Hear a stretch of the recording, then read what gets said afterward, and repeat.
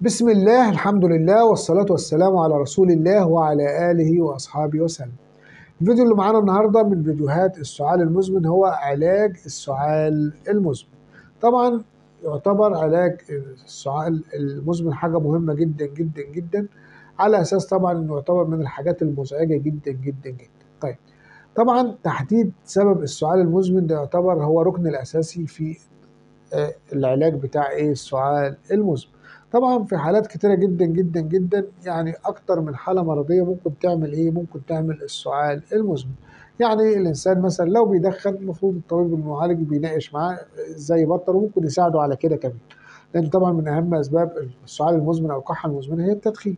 طيب، لو بياخد ادوية من ادوية الضغط اللي هي بتعمل تهيج للكحة او بتعمل سعال مزمن، طبعا لازم يتواصل مع الطبيب المعالج اللي هو كاتب له الادويه دي، ويحاول يغيرها لعيله تانية من العائلات اللي هي ما بتعملش الكحه المزمنه. ويعني بيعتبر من اهم العلاجات اللي بتستخدم في الكحه المزمنه مضادات الهستامين والكورتيكوستيرويدات والعقاقير بتاعه ازاله الاحتقان. دول اشهر 3 حاجات بيعالجوا الكحه المزمنه: مضادات الهستامين، الحاجه اللي هي بتاعه الحساسيه، والكورتيكوستيرويدات او الكورتيزونات، والحاجات بتاعه ازاله الاحتقان. لان دول الحساسيه طبعا والالتهابات والاحتقان يعتبروا من اهم اسباب اسباب ال ال ال ال السعال المزمن او الكحه المزمنه. طبعا الادويه دي بتعتبر العلاج القياسي لانواع الحساسيه والتستيل الانف الخلفي، اللي هي الافرازات الخلف انفيه. طيب، ادويه الربو اللي بتتاخد عن طريق الاستنشاق، ودي طبعا عباره عن كورتيكوستيرويدات وموسعات شعب، والحاجات دي كلها برضو بتبقى من ضمن الحاجات اللي هي بتقلل السعال المزمن او الكحه المزمن. النقطة اللي بعد كده أو خط العلاج اللي بعد كده المضادات الحيوية. طبعا لو في التهاب أو لو في ميكروب أو في أعراض الإصابة بالتهاب ميكروبي أو الحاجات دي كلها، طبعا بيتم استخدام المضادات الحيوية. بعد كده طبعا الحصرات الحمضية اللي هي مضادات الحموضة، الحاجات اللي هي بتلعب على ال H2 أو بتقفل ال H2 المستقبلات بتاعته يعني، وبتقلل افراز الحمض، لان احيانا بيبقى الكحه المزمنه نتيجه ارتجاع الحمض من المعده للمريء. فطبعا حاصرات الحمضيه تعتبر من ضمن اهم ادويه العلاج بتاع الكحه المزمنه. فالنقطة اللي بعد كده طبعا مثبطات السعال، الحاجات طبعا اللي بتقلل السعال. طبعا المفروض اثناء الوقت اللي الدكتور بيحدد فيه السبب بتاع العلاج، بيبدا طبعا في حاجه تهدي الدنيا، على اساس يحاول يقلل الاعراض على المريض اللي هو بيشتكي من السعال المزمن.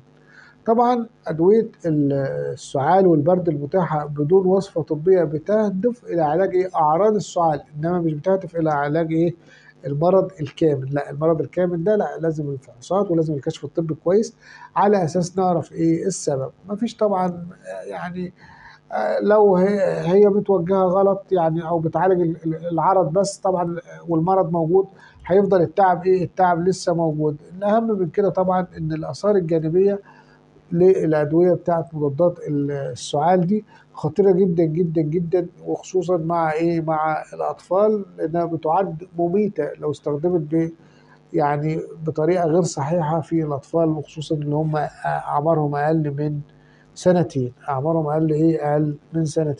المفروض ما تستخدمش يعني أي أدوية للكحة باستثناء مخفضات الحرارة ومسكنات الألم لعلاج السعال ونزلات البرد اللي هي بتصيب الأطفال، إلا طبعا باستخدام وصفة طبية بعد الكشف الطبي على الأطفال. في موضوع الكحة ده لا، المفروض توقي الحذر، والمفروض يعني المتابعة مع الطبيب المعالج، وما نديش الأدوية بتاعة الكحة للأطفال بدون كشف طبي. يبقى الفيديو اللي كان معانا النهاردة واحد من فيديوهات السعال المزمن، وهو كان عن علاج السعال المزمن. ندور على السبب، يعني دي من أهم الحاجات. تدخين يتبطل، أدوية تتغير، وبعد كده نبتدي بالهستامين والكورتيكوستيرويدات وعقاقير ازاله احتقان الانف. ادويه الربو طبعا اللي بتتاخد عن طريق الاستنشاق، المضادات الحيويه والحصرات الحمضيه، مثبطات السعال واتكلمنا فيها وفي خطورتها، وخصوصا على الاطفال. يا رب نكون افدناكم. دمتم في رعايه الله وامنه، والسلام عليكم ورحمه الله وبركاته.